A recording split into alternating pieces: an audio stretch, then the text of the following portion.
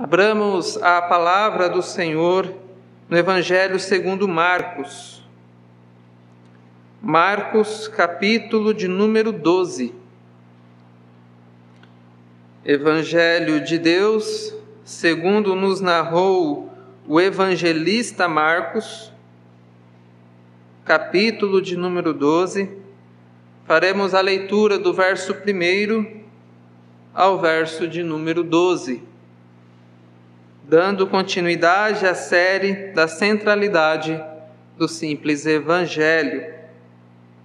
Assim nos diz aquela que é infalível, inerrante e autoritativa Palavra de Deus. Depois Jesus começou a falar-lhes por parábola. Um homem plantou uma vinha, pôs uma cerca em volta dela, construiu um lagar, edificou uma torre e arrendou a vinha a uns lavradores. Depois ausentou-se do país. No tempo da colheita, mandou um servo para que recebesse dos lavradores a sua parte dos frutos da vinha. Mas os lavradores o agarraram, espancaram e o despacharam de mãos vazias. De novo enviou-lhes outro servo, e eles bateram na cabeça dele e o insultaram. Mandou ainda outro servo, e a este mataram. Muitos outros lhes enviou, dos quais espancaram uns e mataram outros. Restava-lhe ainda um, o seu filho amado.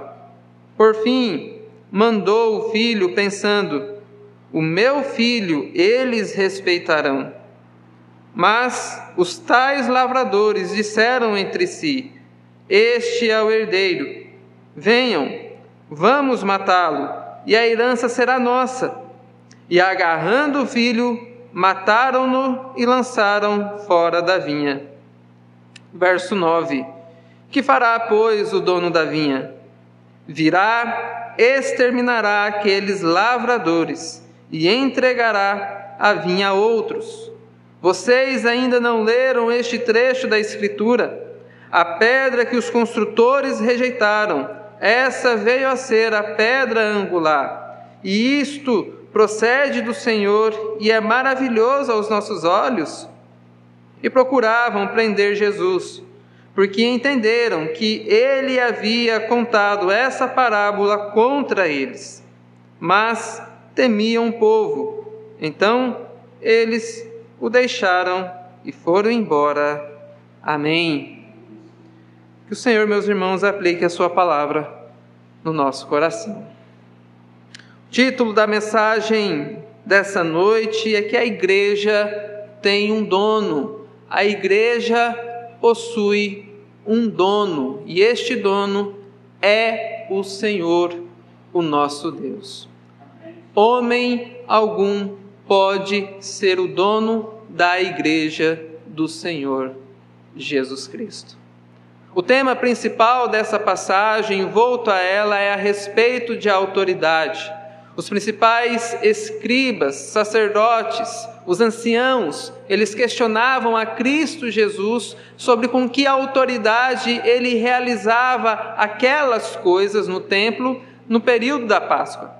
Quando ele expulsou os cambistas do templo, quando ele passou a ensinar ali naquela semana de grande festividade, ele passou também a ser questionado pelas principais autoridades do povo naquele momento. E é dentro desse contexto de autoridade, onde as principais lideranças eclesiásticas procuraram o Senhor Jesus Cristo para questioná-lo a respeito quem havia o enviado.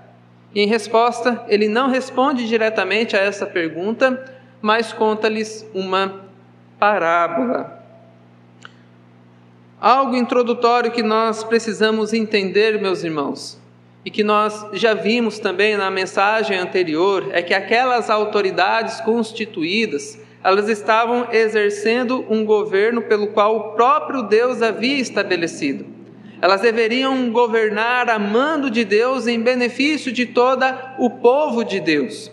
Todavia, eles fizeram essa má administração, acarretando juízo para eles mesmos.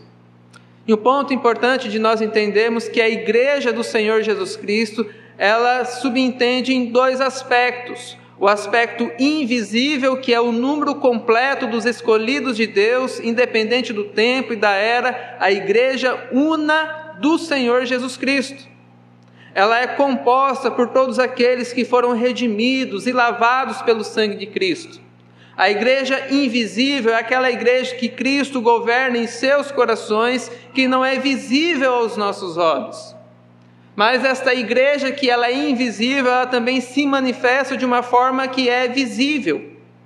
De uma forma que nós a vemos como uma instituição, como um organismo vivo, compostos de crentes e também descrentes, do joio e também do trigo. Então essa é a igreja visível, pela qual o próprio Deus estabeleceu uma liderança para poder governá-la.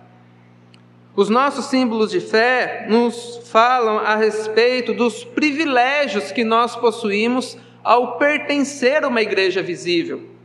No Catecismo Maior de Westminster, na sua resposta à pergunta 63, ela vai dizer o seguinte: a igreja visível tem o privilégio de estar sob o cuidado e o governo especial de Deus, de ser protegida e preservada em todos os tempos, não obstante a oposição de todos os inimigos, e de gozar da comunhão dos santos, dos meios ordinários de salvação e das ofertas da graça por Cristo e a todos os membros dela, do ministério do Evangelho, testificando que todo que crer nele será salvo, não excluindo ninguém que queira a vir a Cristo. Ou seja, o pertencer a uma igreja, existe benefícios, a igreja física do Senhor e visível de Cristo Jesus. Só que essa igreja que é visível, ela também tem os seus oficiais, ela tem os seus governantes. E dentro deste contexto, os governantes da igreja do período ali do Antigo Testamento, em transição com o Novo Testamento, os principais escribas, sacerdotes, os anciãos, eles estavam corrompidos pelo pecado, pelo engano e pela ambição do lucro. Eles estavam comercializando a fé.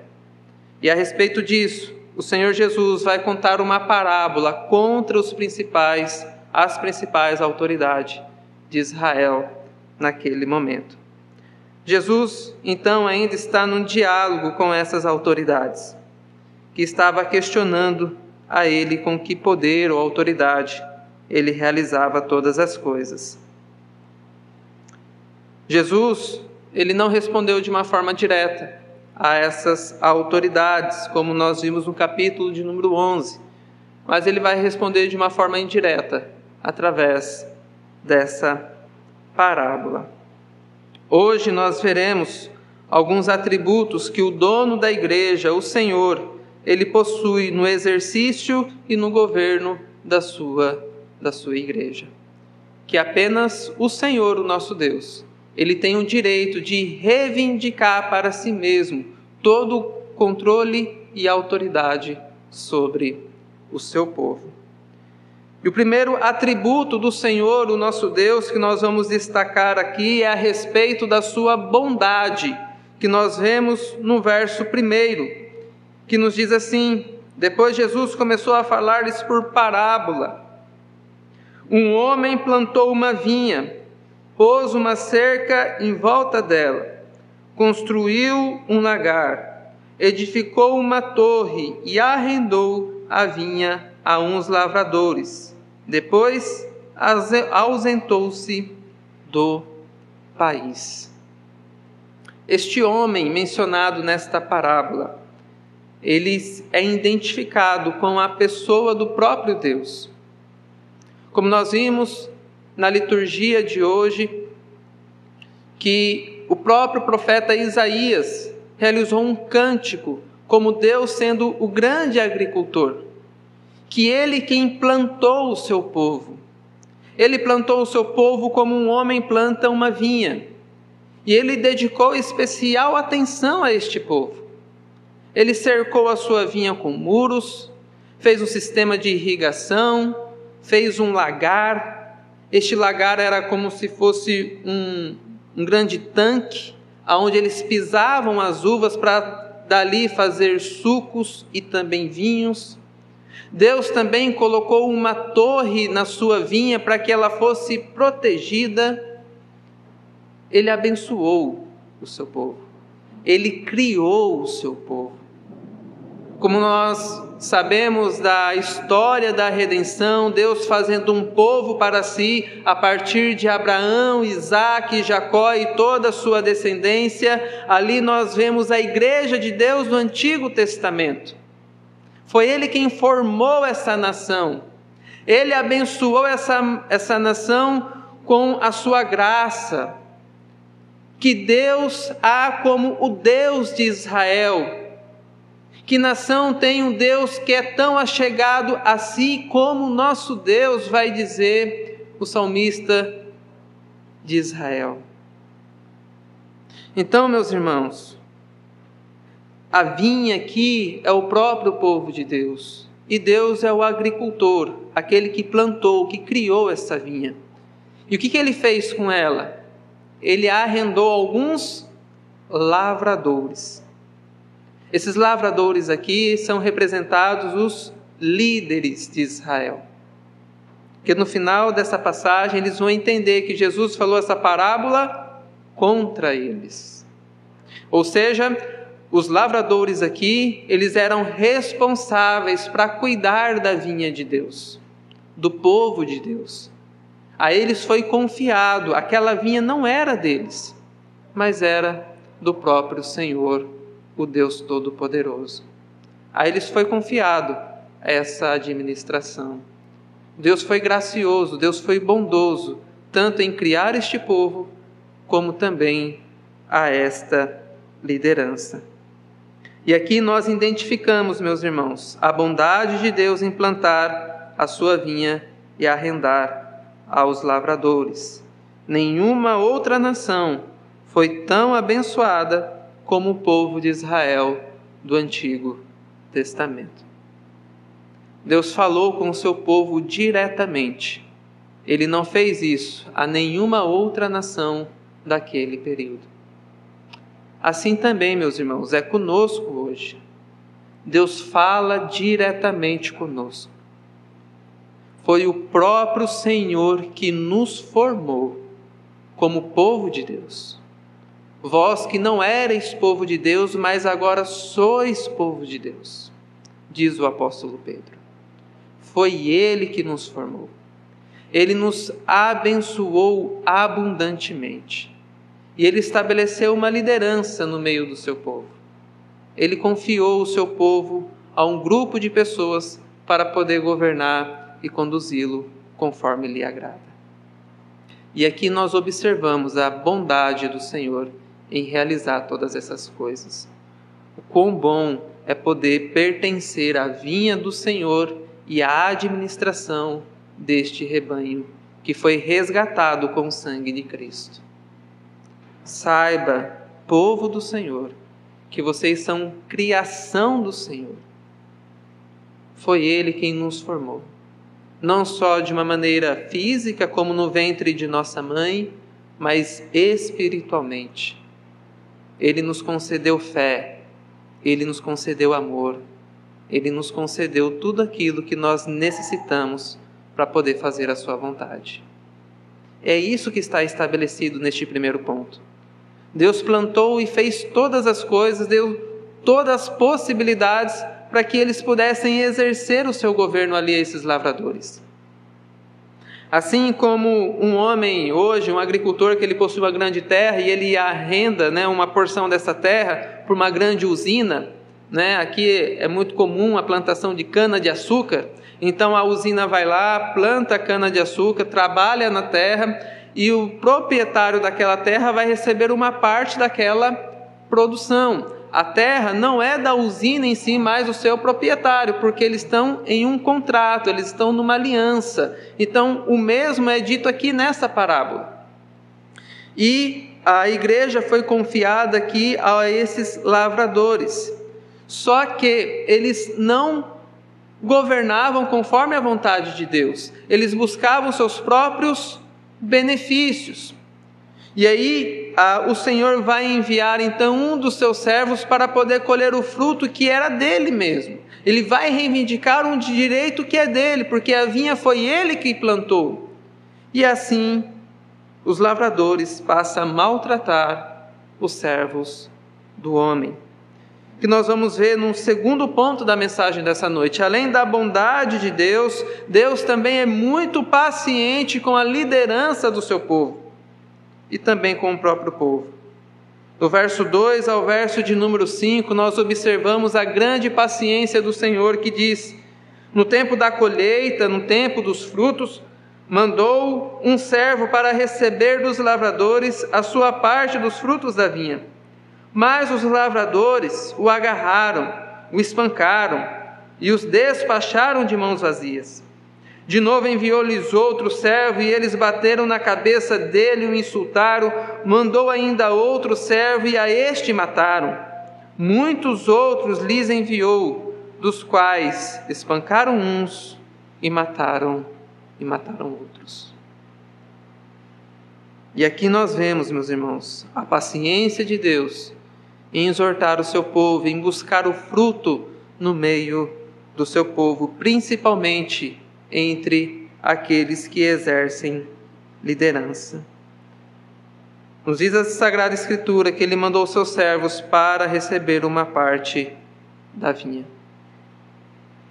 Ele estava buscando frutos que eram dignos de arrependimento e não encontrou nenhum no meio deles. E aqui nós vamos ver um paralelo com a figueira seca, que foi dita no capítulo anterior, onde Cristo buscou algum fruto naquela árvore que aparecia ter bons frutos, mas não tinha nenhum. E aqui está sendo contrastado novamente, mostrando que aquela liderança não possuía nenhum fruto para o qual ela havia sido ali posta. Então, espancaram alguns servos e mataram outros. Os líderes de Israel não só rejeitaram os servos do Senhor, mas usaram de grande violência com eles e despediram eles vazios. E nós vemos alguns exemplos disso no Antigo Testamento. O profeta Jeremias, por exemplo, ele foi um profeta que denunciou o afastamento espiritual de Israel. Ele foi um profeta que era contemporâneo do período do exílio. Ele foi levado cativeiro junto com o seu povo. Ele lamentou a destruição de Jerusalém no seu livro de Lamentações. Segundo a tradição judaica, o profeta Jeremias morreu apedrejado, porque ele ousou falar no nome do Senhor, denunciando o pecado no meio do povo, chamando tanto a liderança como toda a nação ao arrependimento. Não foi diferente também com o profeta Isaías, que ele falou em seu tempo e ninguém lhe dava ouvidos. Este também, segundo a tradição, diz que foi cerrado ao meio, sendo perseguido por Manassés, um dos reis de Israel. Vejam, meus irmãos, que Deus insistentemente envia os seus profetas para que o povo se arrependa dos seus pecados, para que a liderança volte ao juízo, mas o que eles normalmente realizam? Perseguem uns e matam outros. Porque o evangelho da cruz, meus irmãos, é o evangelho de arrependimento. Ele inicia-se sim com uma má notícia, que nós não somos tão bons como nós pensamos ou imaginamos. Nós precisamos nos arrepender dos nossos pecados. E Deus, de uma forma muito paciente, levanta profetas homens que temem a Deus, para exortar o seu povo, todo o seu povo, ao arrependimento, buscando frutos que sejam dignos de arrependimento. João Batista também foi um profeta, morto não por essa liderança, mas por Herodes, mas não deixou de ser desprezado pelas autoridades de Israel. É muito triste, meus irmãos, como homens piedosos que temem ao Senhor, que buscam anunciar o evangelho da salvação, são desprezados até mesmo dentro das igrejas, porque ninguém lhe quer dar ouvidos. A Escritura já nos anuncia que no final dos tempos, muitos irão amontoar líderes segundo as suas próprias concupiscências, segundo seus próprios desejos. Terão coceiras no ouvido e não irão querer ouvir a boa e bendita palavra de Deus. Infelizmente, nós vivemos em dias assim. Igrejas em que buscam anunciar todo o conselho de Deus, o evangelho da salvação, muitas vezes são esvaziadas, porque a maior parte das pessoas buscam ouvir aquilo que lhes agrada, querem oba-oba, querem festa sobre festa, sem uma razão aparente para isso, só querem satisfazer os seus próprios desejos. Meus irmãos, nós não somos chamados para isso. Nós nos alegramos sim na presença do Senhor. Nós nos alegramos em saber que os nossos pecados foram perdoados. Mas nós também não nos esquecemos que nós somos pecadores e carecemos da misericórdia de Deus. E nós somos tão pecadores e tão depravados que se não fosse a bondade, a misericórdia do Senhor, todos nós estaríamos perdidos. É isso, meus irmãos. Só que a verdade do Evangelho é duro de ser ouvida, mas Deus pacientemente envia os seus profetas para anunciar a redenção. Então, além da bondade de Deus, além da paciência do dono da igreja, Ele também revela o seu amor gracioso. É o que nós vemos no verso de número 6 ao verso de número 8, em que diz: restava-lhes ainda um. Lembra que Jesus está sendo questionado aqui com que autoridade, quem enviou Ele? E veja o que Ele vai dizer agora no verso 6. Restava um dos profetas, um daqueles que iriam anunciar o conselho de Deus. Quem é este? É o filho amado. É o filho amado do grande agricultor, daquele que plantou a vinha. É o filho do próprio Deus. Por fim, mandou o filho pensando: o meu filho eles respeitarão. Veja que Deus faz um apelo à consciência da liderança. Pelo menos o Filho de Deus eles vão respeitar. Não vão mais tratar como os profetas que eu enviei anteriormente, mas a este eles vão respeitar porque ele é o próprio Filho de Deus. Mas os tais lavradores, a liderança, os sacerdotes, os escribas, os anciãos, disseram entre si: este é o herdeiro. Venham, vamos matá-lo, e a herança será nossa. E agarrando o filho, mataram-no e lançaram fora da vinha. Jesus deixa muito claro para os escribas, sacerdotes, autoridades de Israel, qual era a intenção deles. Que ele era o próprio Filho de Deus e que ele sabia a intenção do coração deles. E ele revela o amor do Pai em enviar o próprio Filho. Aqui nós vemos, meus irmãos, como que o dono da vinha, como o dono da igreja, ele é amoroso e gracioso para conosco. Além de enviar os seus profetas, ele enviou o seu próprio Filho. O que nós vemos aqui, meus irmãos, é o grande contraste entre o amor de Deus e a maldade dos homens. A intenção de Deus em apelar para a consciência, para que ao menos ao meu filho eles vão respeitar. E a intenção dos homens, a ele nós vamos matar. Naturalmente, meus irmãos, o nosso coração é igualzinho a dessas autoridades. Se não é Deus transformar o nosso coração, agiríamos da mesma maneira. Mas Deus prova o seu amor para conosco, enviando Cristo Jesus para morrer em nosso favor, quando nós éramos ainda pecadores. E louvado seja o nosso Deus por isso. Se você está ouvindo essa mensagem nessa noite, é porque você é alvo do amor gracioso do nosso Deus. Ele está revelando a sua vontade para você. Ele está chamando você ao arrependimento, à fé e declarando o amor especial dele. Ele ama a sua vinha. Mesmo que no passado ele derrubou os seus muros, fez dela um grande pasto, ele a reergue novamente. Ele cuida do seu povo, e bem nenhum falta àqueles que temem ao Senhor. Os lavradores aqui são tidos como verdadeiros assassinos. Eles matam em seu coração. E Jesus conhece todas essas coisas. Mas além da bondade, paciência e do amor de Deus, Deus também, ele é severo e generoso.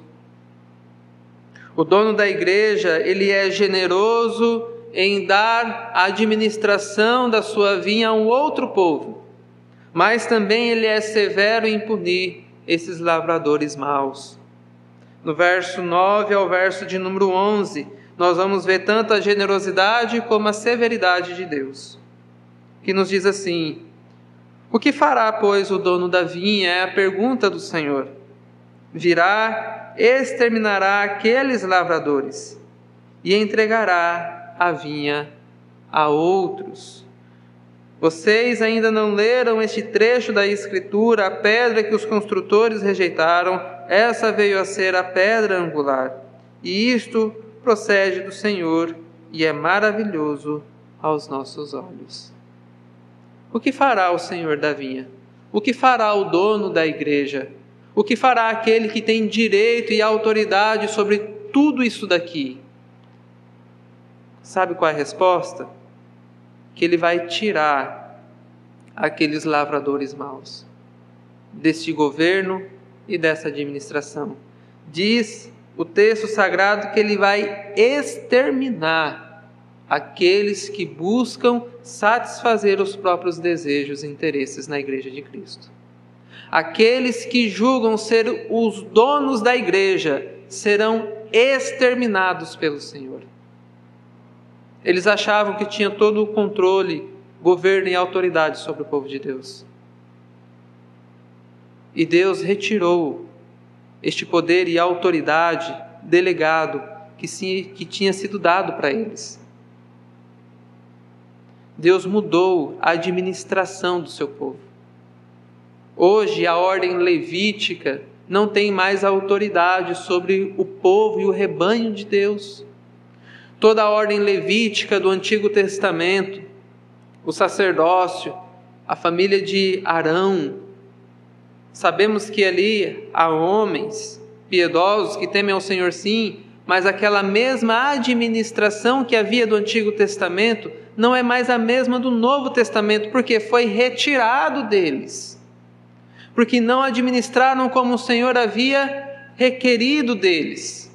Porque a pedra fundamental, que o Senhor vai citar a passagem aqui do Salmo, do Antigo Testamento, os construtores, os lavradores, eles rejeitaram a Cristo. Ele veio que era para os seus, mas os seus não o receberam. Mas todos aqueles que o recebeu, deu-lhes o poder de serem feitos filhos de Deus. Ou seja, aquela administração, aquele povo do Antigo Testamento como nação de Israel, como igreja visível de Deus, agora não existe mais. Agora o povo de Deus é todos aqueles que confiam no nome de Cristo, todos aqueles que invocam o nome do Senhor, todos aqueles que creem para a sua salvação. Este é o povo de Deus. Nós temos uma continuidade do povo de Deus, do Antigo e Novo Testamento. E isso parece o quê? Maravilhoso aos nossos olhos. Isso é plano de Deus. Todos aqueles homens que julgam serem importantes na igreja de Deus, todos aqueles que julgam dominar o povo de Deus, eles serão destruídos. Por isso, meus irmãos, aqueles homens hoje que se levantam na igreja de Deus, achando que tem poder, que tem autoridade, que manda e desmanda no povo de Deus, será destruído.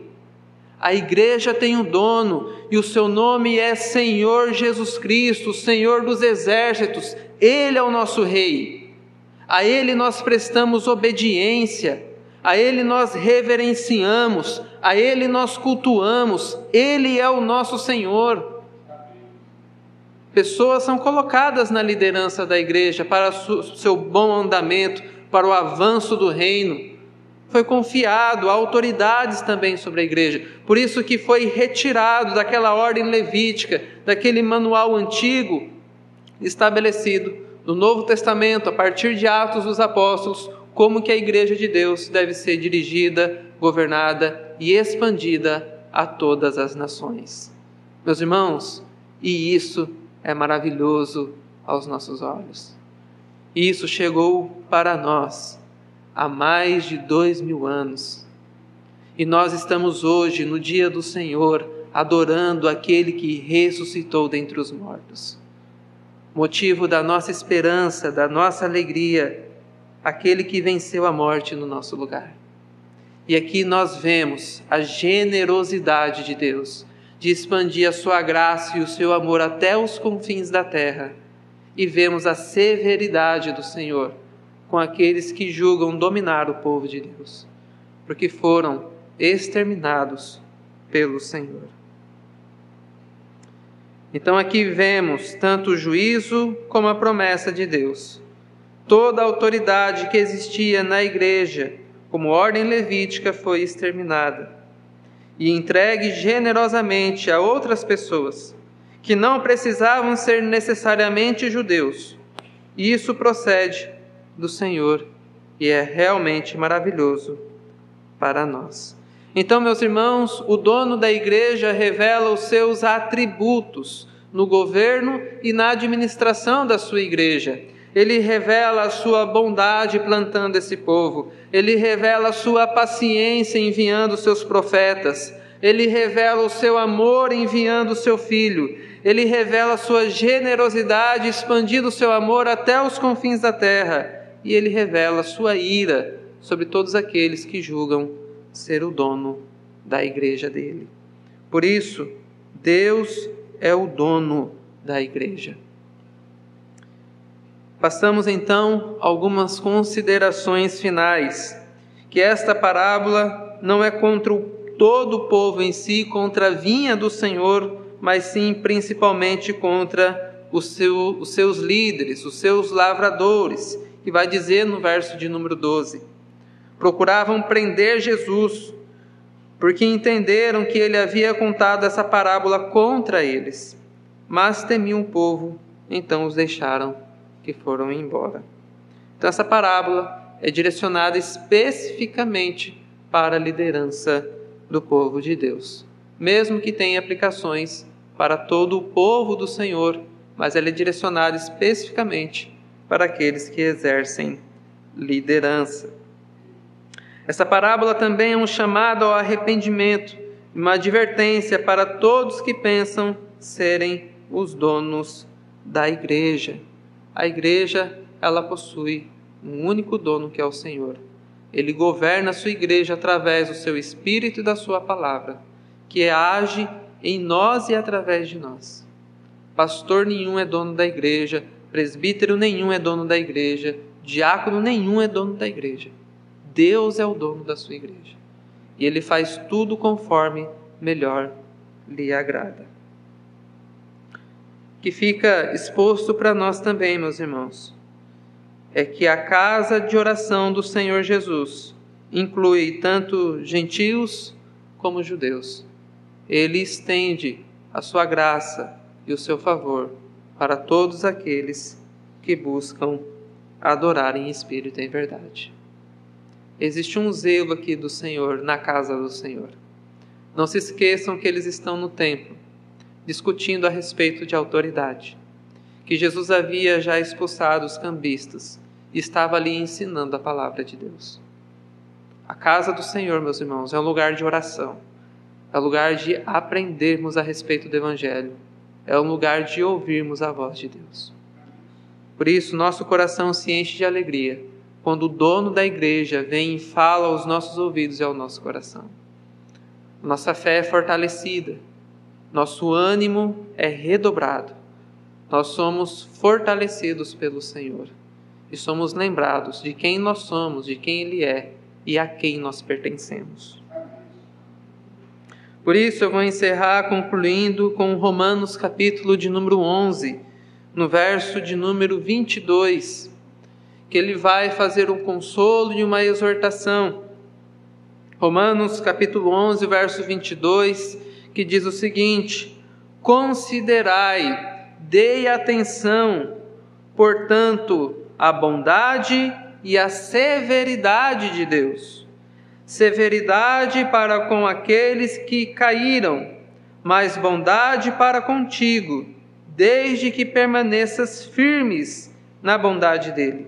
Do contrário, também tu serás excluído. Assim diz o Senhor, o nosso Deus.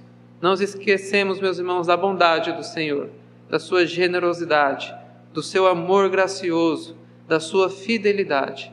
Mas Ele também não deixa de ser severo para com todos aqueles que buscam fazer a sua própria vontade.